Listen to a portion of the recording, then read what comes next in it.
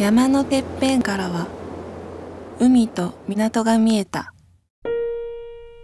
そこはモダンな香りであふれていた。ここは神戸。海と山がある町。異国の情緒が漂う町。そして私の好きな町。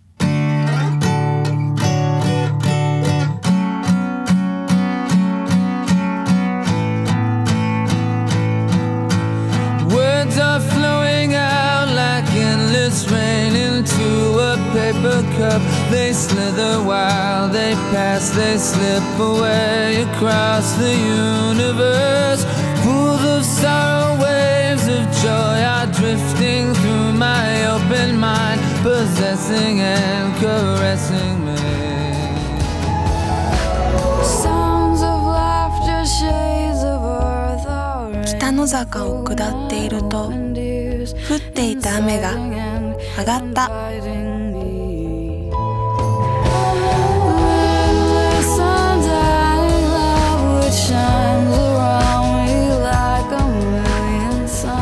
美人館を後にしてちょっと一服。北の坂の通り沿いに面したテラスにパラソルが揺れるこちらのお店はビストロカフェ・ド・パリ。こちらで人気のスイーツをいただくことに。いらっしゃいませ。ボンジュール。あ、ボンジュール。サバ。ケーキセットよかったらこちらからチョイスできます。めっちゃいっぱいある。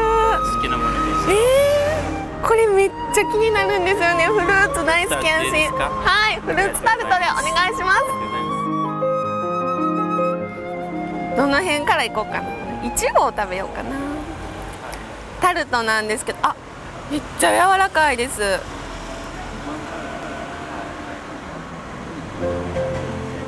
本当に美味しいです。うまいもん大好きやから私。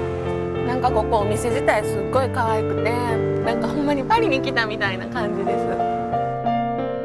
北の坂を行き来する人や車を眺めながらゆったりカフェタイムを楽しめば、気分はもうパリジェンヌ。フレンドリーなスタッフと気ままにおしゃべりをするのも楽しいかも。